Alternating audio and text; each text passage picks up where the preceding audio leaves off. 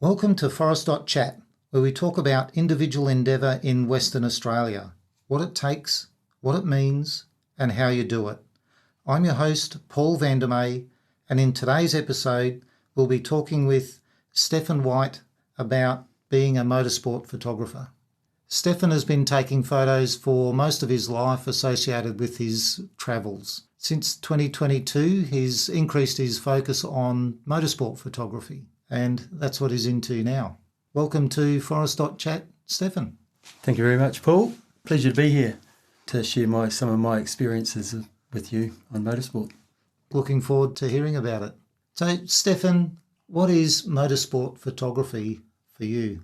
Well, it's capturing the action of the cars, probably a moment frozen in time that no one else can duplicate, I'd say. It's the thrill also of cars themselves, especially all the old cars that tend to race these days from my era, which is We won't go into that? No, we probably shouldn't. Thank you, Paul. Well, that's right. You're still younger than I am. Not by much, but... Steffan, what does it take you to be a motorsport photographer? Yeah, so basically that's it is. I go to events regularly every weekend, be it drifts, any motorsport basically. We're pretty lucky down here in the southwest. There's quite a lot on offer. There is a lot on offer. We've got the autocross goes on pretty regular. We've got rallies go on down here more than like car rallies, off-road dirt rallies. Do you get along to any of the tarmac rally things that happen around here? Tarmac, yes, but not as much as I'd prefer the dirt myself. There's more chance of capturing a different image that people probably want to see. I have been to the Bunbury Targa event a couple of times, and yeah, the feedback from that was pretty good too, actually. I enjoyed that, yeah, very much so. And then there's the Collie track. You talked about drifting. Yeah, that stuff's next level, like I'm not really into cars. I mean, I've got a V8 myself, but to do the stuff that they do at speed on bitumen it's incredible. Takes quite a bit of planning and a bit of forethought to get yourself into the right position too, doesn't it? Oh, for sure. And, well, you're just not allowed to walk around wherever you want to at these tracks either. Do you have much interaction with the organisers? Not as much as I'd like. I have had a little bit. I mean, you have to talk to the people in charge just to let them know that you're there and stuff like that so you can post on their pages, make them aware. And that's always been very positive from them. People are often welcoming a photographer. Yes, very much so. Very much so. I think especially down here there seem to be fewer photographers around that are actually doing this regularly and building up a name for themselves. Oh, okay. Yeah, well, that's good. Hopefully Intercast Images is going okay. Steffan, what got you into photography, or particularly your motorsport photography? Probably the fact that I'd seen some photos from a photographer showing me off-road, the four-wheel drive truck desert rally or whatever it is. I'm not sure what they're called now. And some of the photos I seen there were so good, I just thought, well, maybe I could do that. And, I mean, I've always travelled around with a camera. Like I used to go surfing a lot, and to capture images for yourself, it's a memory, basically, memory of time.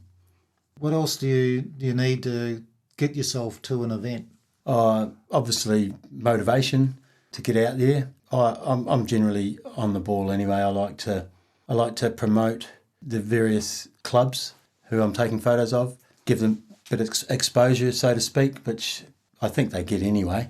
But yeah, I like to have people enjoy seeing photos of themselves, as you may well know, and I like to give them something to show for their efforts, or so to speak. Yeah, it's quite amazing how photos do a very special thing in capturing people's imagination and attention. Can you give us a bit of a rundown of the events you might have been to over the last month or so? The last month has been pretty busy. I've been to Southwest Touring Club holding autocross down here in Bunbury, and I like to go to their events every round that they do. So I went there, that was a few Sundays ago, managed to sneak up to Collie Motorplex, who have an event just about every weekend or, very regularly, even during midweek ones as well. Some burnouts up there. They had a big burnout competition, and it was very well received by the Collie locals, I think. And a bit of motocross, Bunbury Motorcycle Club, Motocross Club, I should say. They hold club runs quite regularly, so I ducked down there, take a few photos for them. They're just next to the airport in Bunbury, aren't they? Yes, incidentally where the autocross backs onto the autocross car park. Yeah, so there's the airport, the motocross, the speedway, and inside the speedway is the autocross. Yeah, and there's also the Bunbury Kart Club down the bottom end of that cul-de-sac, so to speak. Yeah, I've been to the speedway a few times, but not. They're out of season at the moment. I look forward to having some photos of them when they come back around, that's for sure. Yeah, there's some pretty impressive machinery goes around those tracks and quite a lot of energy. Yes, it tends to be a lot of incidents, so to speak, which is good for the sport as well. I'd like to see more of the speedway motorbikes. I think there's an event up in Perth either next month or early the following month. I'd like to go up and check that out for sure. And where are you finding the information out about these events when they're on? Probably more so of Motorcycle Australia, Western Australia. They post events, what they're having every week. Word of mouth as well. But yeah, generally social media. So you're following the various clubs? Yeah, that's right. Yeah, something along those lines. The autocross, as I mentioned before, they hold 7 or 8 events throughout the year. So I try to get along to all of those. I think most motorsport, division or whatever they are, they do that many events as well. Speed event series, they're about 14 or 15. Your rallies, your gravel rallies, they're pretty consistent too. Yeah, they're about 5 or 6 a year, something like that. Yeah, I like to volunteer as a road closure for that. So you're the only one out there in the bush managing to take some photos. It's great. Especially when you get a quiet spot. Very quiet, but not for long though. Not for long. Yeah. Because I don't have Motorsport Australia accreditation, which I'd like to get. I'm limited to where I can go to take my photos. How you get to the places is you talk to the organisers. Yeah, that's right. And they allow you to go to certain places. You just sign on in the morning with them and sign off when you leave. Wear a high-vis vest so the drivers can see you and stuff, which at the speeds they travel, I think it'd be pretty hard to catch a photographer just standing there in the wings, so to speak. Yeah, inside the car it's very focused on where you're going and not necessarily so much of what's on the side of the course. Well, you always try to get, the photo, they say, and you might have to put yourself in an uncomfortable position or something like that, which I don't mind doing. So there's a bit of excitement in there as well. Oh, yes, very much so. Very much so, Paul. We'll have a bit of a break now, and when we come back from the break, we'll look at what this means.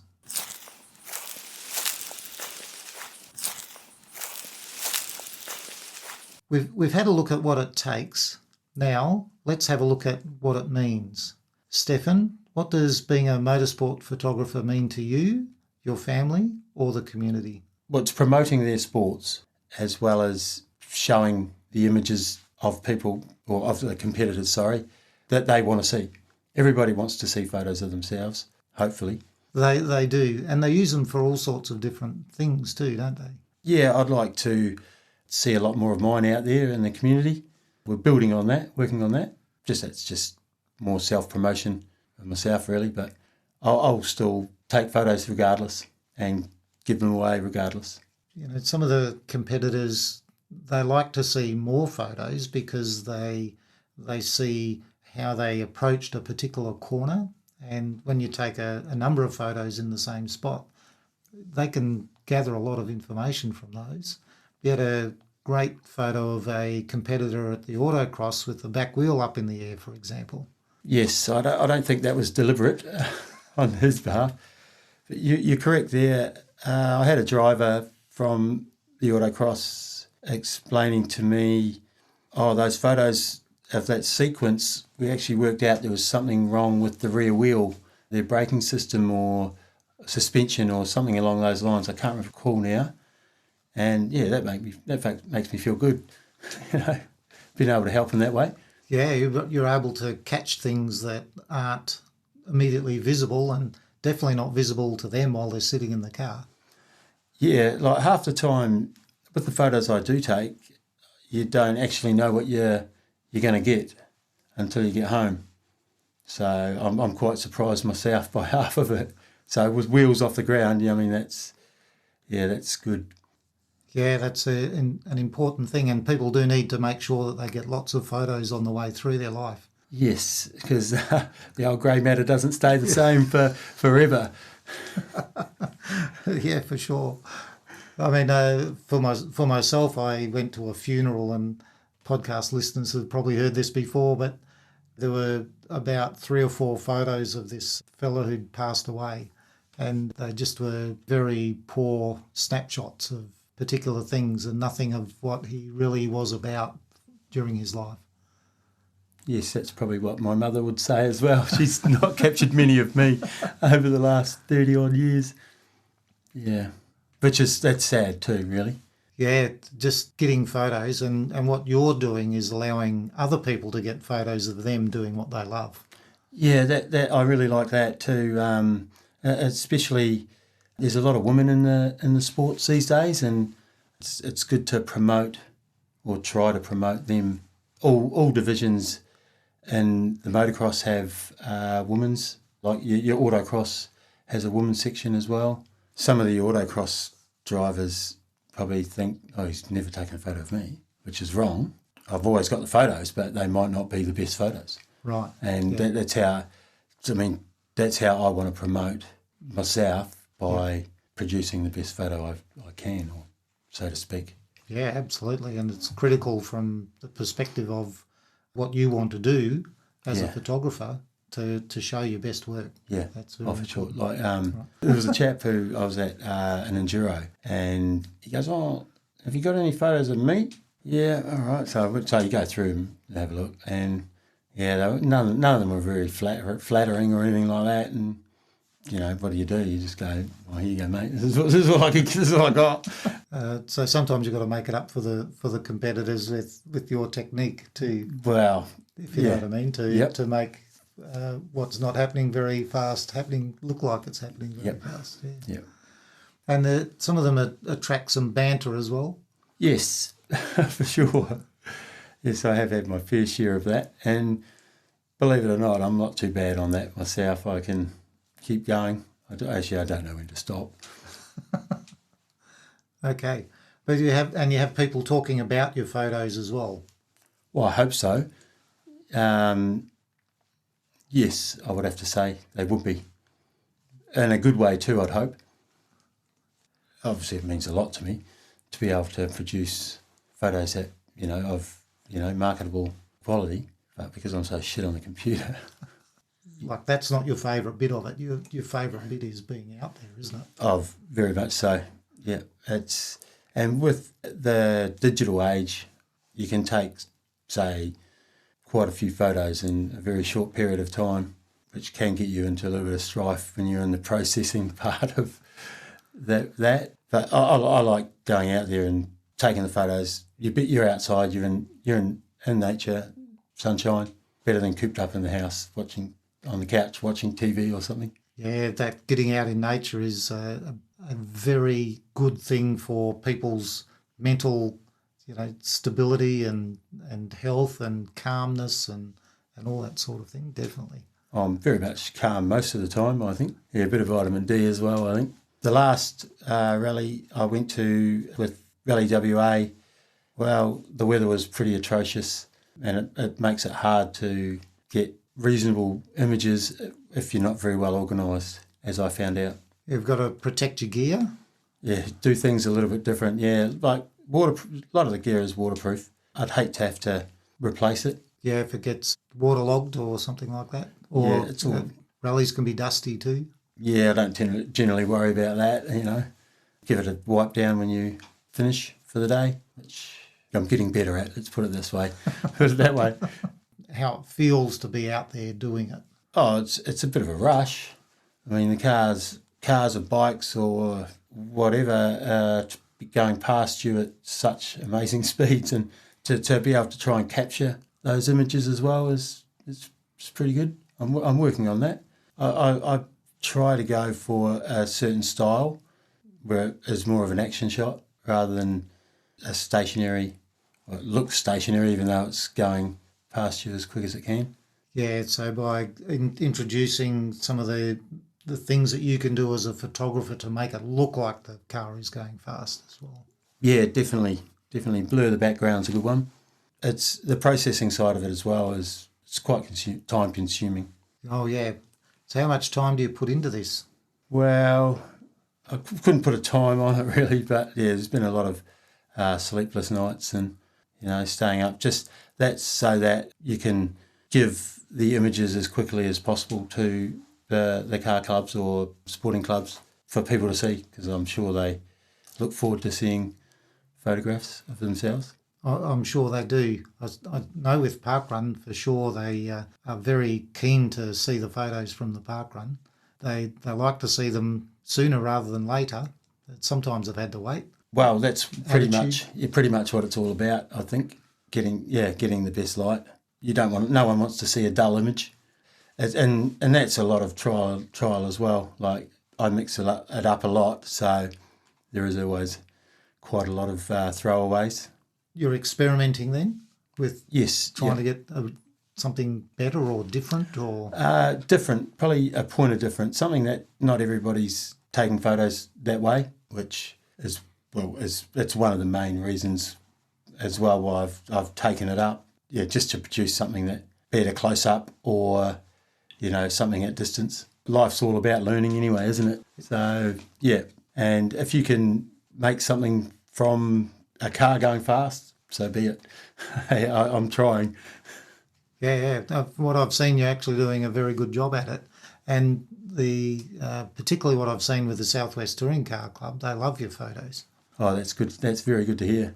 I enjoy going to the autocross once a month, I think it is at the moment. They've got one coming up this weekend or the next, I'm pretty sure. So I'll be at that in one form or another. So I've had a look at what it means. Let's have a break, and after the break, we'll talk about how you do it.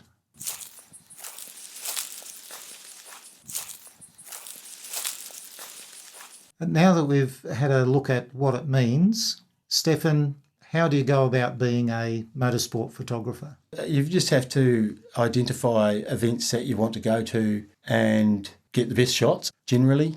And that's also good to take a few photographs of cars in the pits or cars with the drivers even.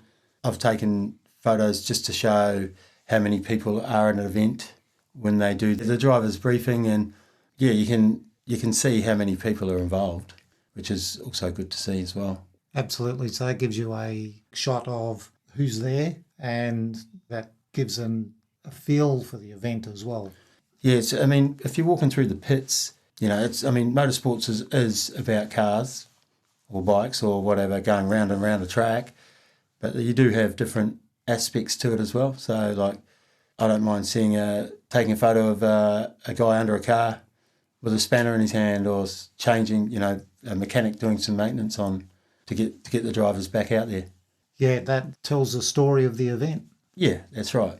Which is it just throws a different light on it. I mean, people know that cars break down or cars get damaged and they need to be repaired. And yeah, you can show what that looks like. Which I'm trying to. There is actually a lot of motorsport photographers out there, or a lot of people out there taking photos. Well, I mean, everybody's got a telephone these days, so you can take. I mean, some of the latest iPhones and that have a better camera than some of the photographers that are getting around.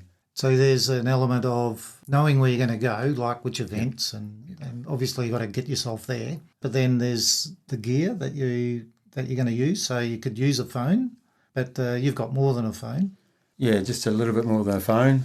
I've got a bit of a an arsenal, so to speak, of lenses and cameras, bodies and stuff. But it's expensive. It's very expensive to a hobby, so to speak.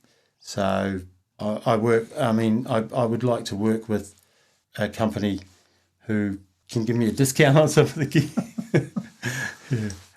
Yeah, the gear is very expensive, definitely. Yeah. And you always want more.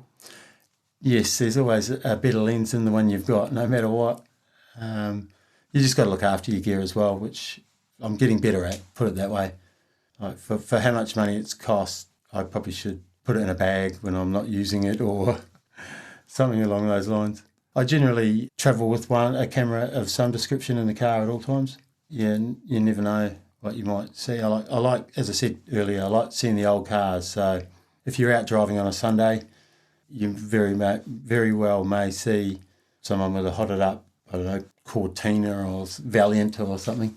Yeah, just along Old Coast Road on a Sunday morning when we go for a walk, you can hear them coming. Yeah. Well, hopefully that's not me on my motorbike. No, it's definitely like, around here there's an amazing amount of classic cars that get out on a Sunday and just are up and down the road. Yeah, which is so good to see.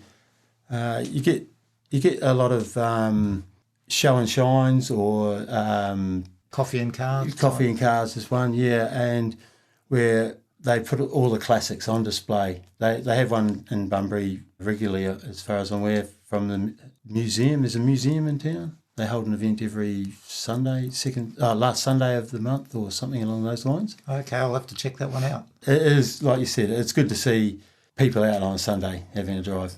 You maybe don't see it as often because often that's when the autocross is about to start or there'll be a motocross on or... Yeah, I need to divide my time a little bit better or plan better maybe and give myself time. Also, it's not all about motorsport photography. You do have a life outside of it. I've got a little bit of property just north of the city and, yeah, it requires regular maintenance. Got to keep the home fires burning. That's important too. And how do you distribute your photos like after an event? I've got a web page myself on Facebook. It's all through social media, I'd have to say. I try and contact the club whose event it is and put them on their pages for their display. And, yeah, my own page, really. And then, obviously, you're posting as your page, so there's the link back to your page as well. I think so. As I say, I'm not that good with a computer, so I'm hoping that's the case. But when you post as inner-cast images, that shows up on like the Southwest Touring Car Club page. People then follow that. They come back to your page. Yeah, and I'd hope they would because I like to mix up the photos as well. I'd like to put all the best ones on mine, but you just can't. The images are there for them to see, and social media is an amazing tool for that. Yeah, being able to share things around, absolutely. Thank you very much for being on Forest.chat, Steffan. It's been great to have you here. Yeah, thank you very much, Paul. I was out of my comfort zone. I'm not used to doing this sort of thing, never ever done this sort of thing before, so thank you very much for giving me the opportunity. Oh, my pleasure, and it's been great to have you here. You've been listening to Forest.chat, where we talk about individual endeavour in Western Australia, what it takes, what it means, and how you do it. I'm your host, Paul Vandermeer, and in today's episode, talked with Steffan White about motorsport photography. Remember, there are 4 ways you can get involved with Forest.chat. Share the domain Forest.chat with your friends and family and people you meet. Listen to the published episodes at forest.chat/episodes. Book an interview at forest.chat/interview. Book an advert at forest.chat/advert. I'm looking forward to joining you with our next interview. Until next time, enjoy making it happen.